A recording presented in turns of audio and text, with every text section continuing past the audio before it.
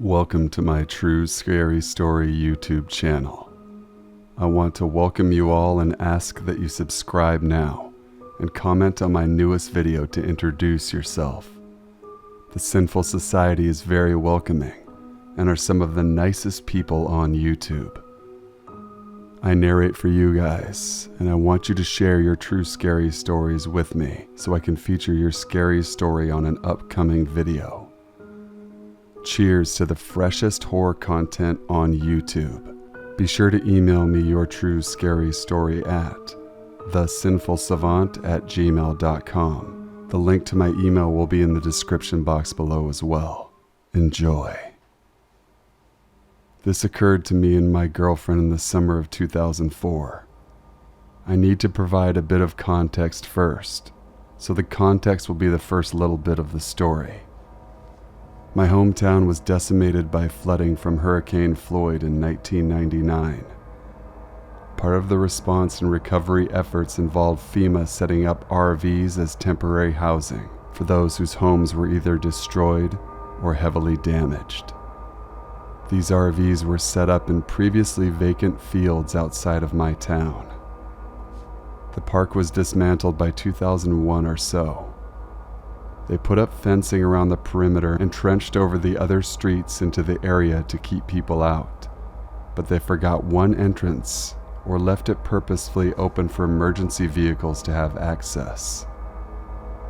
Some of my friends had found this entrance, and we frequently used the area as our playground. We would go back there to set off fireworks, turn the streets into a race course, and have sex with our girlfriends.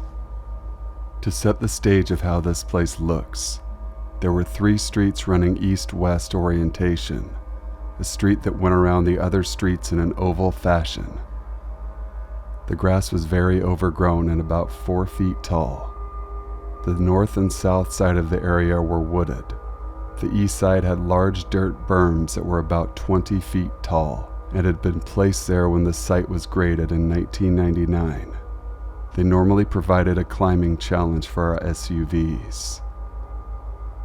This particular day, my girlfriend and I were parked on one of the east-west streets, amongst the tall grass to remain hidden. We got undressed to have sex in the back seat of my car. As we began to have sex, I noticed movement out of the corner of my eye. I turned to look, and there was a man coming over the 20-foot-high dirt berm.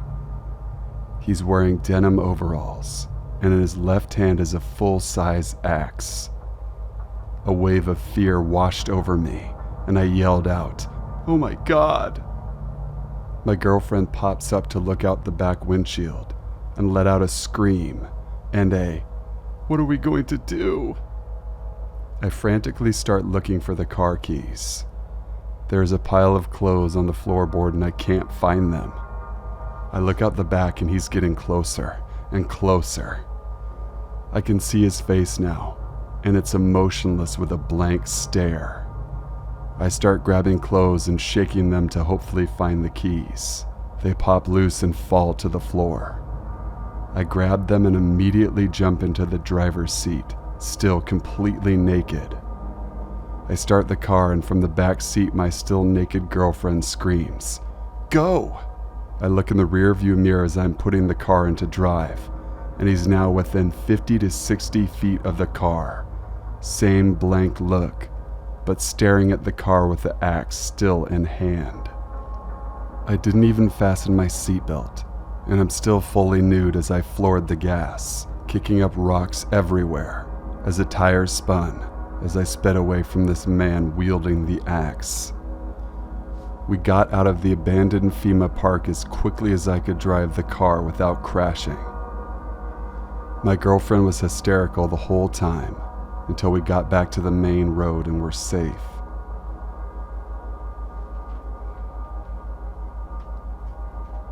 We stopped about a mile up the road on the side of the road to put our clothes back on and de-stress. I don't know where this man came from, as there are no houses within a mile or so of the old FEMA site. He seemingly came out of nowhere. I also did not see any other cars on the site, as I had done a lap around the park before we chose our spot. I'm not sure what his intentions were, as he never said anything to us, and I know he saw us panicking in the car. Whatever his intentions were, I know they weren't good. The look on his face and the axe in his hand made that abundantly clear. I went back with a few friends a few days later and found no place this guy could have been lurking, and there were no signs anyone had been camping there either. To this day, it's one of the scariest events I've ever been through. Whoever the Axeman was, and whatever he was planning, let's not meet. I was working my first ever job in retail.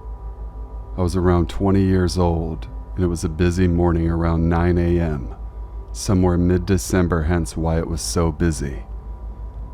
I was working the checkouts as per usual, scanning items, ringing up customers, and all that jazz. About an hour into my shift, I was serving an elderly man who bought just a handful of items. After giving him his subtotal, another guy behind him, smelling of booze, stretched out handing me cash. I kindly told him I wasn't serving him. I was serving the man in front of him. Then I looked down and saw he was buying some cheap knockoff brand of Bailey's, and of course I figured out this man was wasted. Just as I was taking payment from the elderly man, I was planning in my head how I was going to tell the next guy that I cannot sell alcohol to him as he is already drunk, as this was my first job and I never encountered this sort of thing before. I finished serving and now on to the drunk guy. I looked around in hopes to find another colleague or manager, but no one was in sight or available to help. So I looked at the man, and just before I opened my mouth, I felt like someone grabbed a fistful of my hair and something sharp poked me in the back. And of course a man whispered into my ear, to which I also smelled alcohol on his breath. "Serve me, mate." He pushes, which I'm assuming was a knife, harder into my back. "Now." In complete shock, I said nothing, just scanned the bottle, took the cash, and they were gone. I quickly turned around to my colleague working checkouts behind me, but all they did was look at me and asked if I was okay, completely unaware of what just happened. I went on my break. I saw my manager pass by.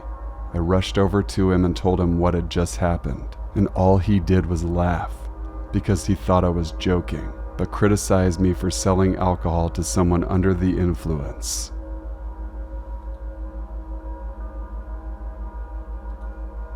This happened 9 years ago. I just ended a 4-year relationship, moved into an old building in downtown Paris. I had to start all over again from scratch. I made the mistake to let my ex-girlfriend keep a lot of my furniture, kitchen, cutlery, pans, and coffee machine. At the time I worked as a waiter, so I only could afford a 1-bedroom apartment from a council estate building. It was old and barely clean, but at least it had a roof. The first 2 weeks nothing happened, but quickly I began to hear someone talking at night. It was mumblings. It basically said, "Go and die already. Already. Already." When I looked into the door, I saw a scrawny, shirtless guy smiling and scratching the door with his finger. That became a thing. Every 2 or 3 nights he came and threatened me through the door or sang songs with a childish voice. I might have opened the door and asked him what he wanted, but I was afraid he had a knife or something, and I couldn't see his hands while looking into the door. What stunned me is that he acted totally normal when I stumbled upon him during the day, and denied being the one who did this at night. I even got mad at him, but he seemed to genuinely not understand. One day I came home with the girl I met at the bar I was working at. For some reason she left during the night, and I went back to sleep. The mumbling started again, only this time it felt very close. I opened my eyes only to witness a scrawny neighbor headbutting the wall and singing what sounded like a mix between religious chants and a lullaby in slow motion. I honestly was paralyzed by fear. I tried to communicate with him, but he was just grinning and ended up exiting my apartment by himself. I decided to call the police that very night. They took him, but he went straight to a psychiatric ward. This man had been diagnosed with schizophrenia and put in a psychiatric hospital. He wasn't supposed to live at his place anymore. He just ran from the hospital 2 months ago, and they only signaled it without investigations from the police. He initially got sent to the psych ward after bashing a shovel onto a postman's head, putting him in a coma. He did that for absolutely no reason. I never saw him again. I moved out 2 years later.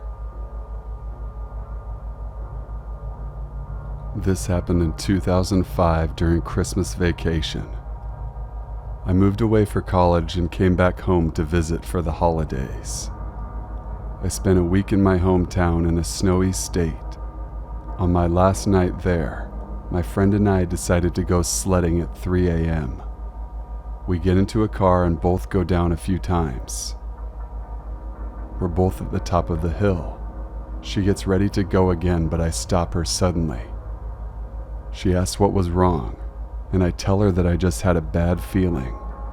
The hair on the back of my neck was standing up and I felt nervous. I told her we need to leave now. We drive back to my family home. We lived in town where no one locked their doors. The crime was almost nothing, and all the neighbors knew each other. When we got back, something told me to lock all of the doors. I checked the windows and several of them were left unlocked. My flight was only 4 hours away to go back to campus.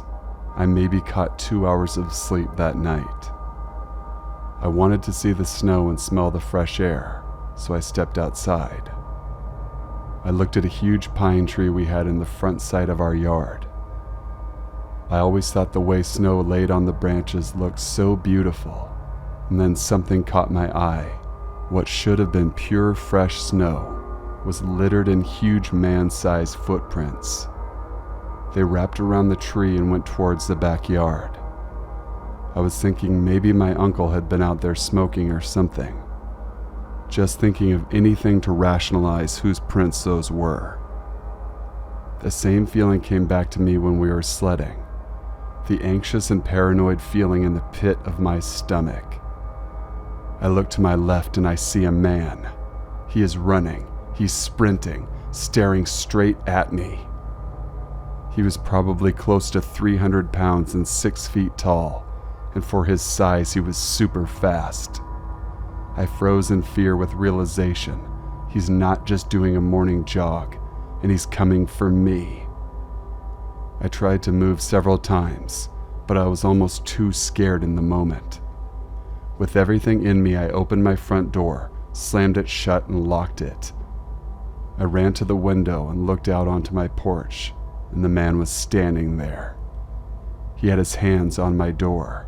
He turns his head and I follow his gaze to a man in a white van.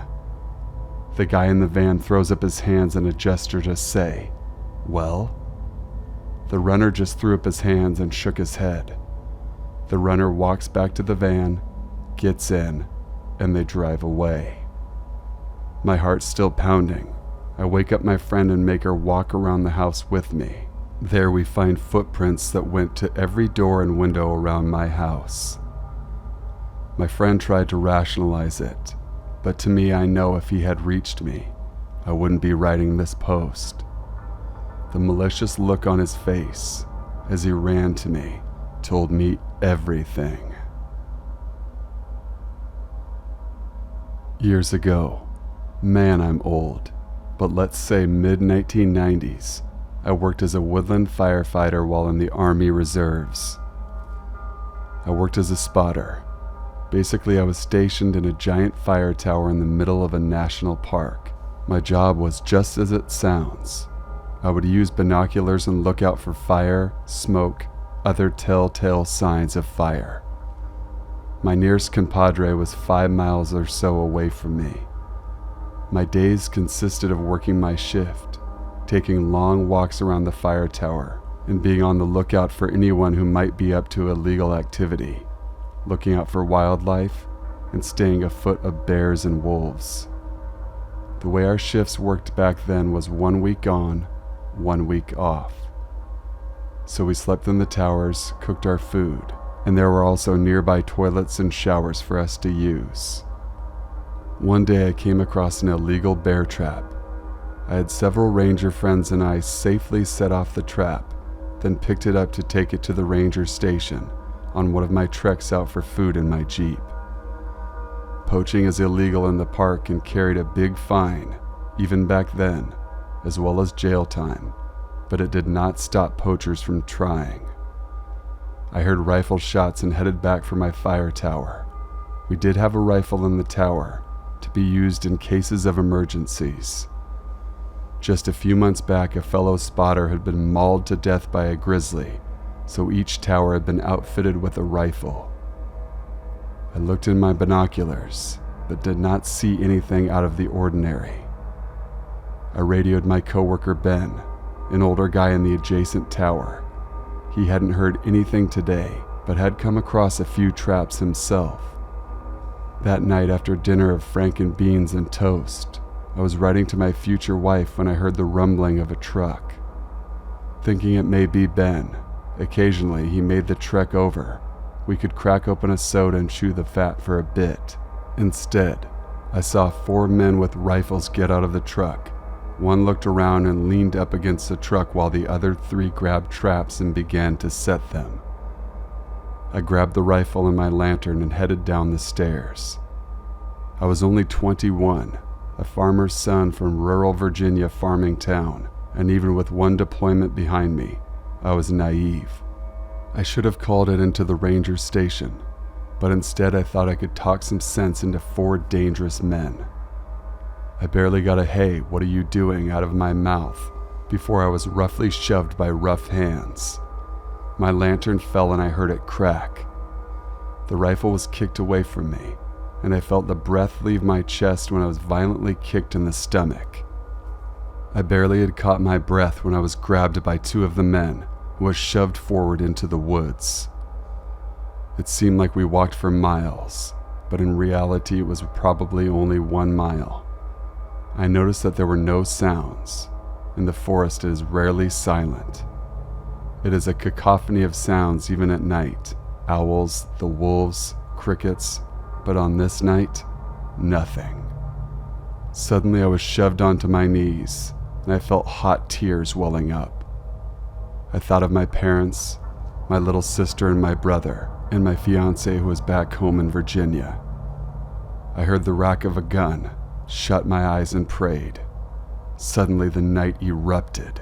However, it was sounds of sirens, those of forest rangers, and behind them in his pickup, Ben, who had tried to radio me that he heard a car's engine, came over to my tower when I didn't reply. The poachers were arrested. Ben drove me back to the tower. I was still shaking. He didn't lay into me for not following procedure. He just said, "That was close, kid." I ended up leaving the job months later to take a job closer to my home, but I never ran into any more poachers during the rest of my time. I kept in contact with Ben for a while, sent him a wedding invite and then a photo of my firstborn in 1997. However, as time usually does, we lost track of one another. A few years back I Googled him. He would have been 75 or so, to discover he passed away a few years back. Don't know whatever came of those poachers, but I know I never want to meet them again. Thank you guys for watching and listening. Please make sure to leave a like on this video, comment, share, and subscribe for future content. Still no stories, each and every day going by. Where are you guys? I don't get it, honestly. You guys are great about commenting, but no one can send me a story. I'm not trying to complain, just being honest. It's really hard to take from the subreddit only, It really limits what I can give to you guys as far as content. Till we meet again, stay safe, send your stories, stay sinful.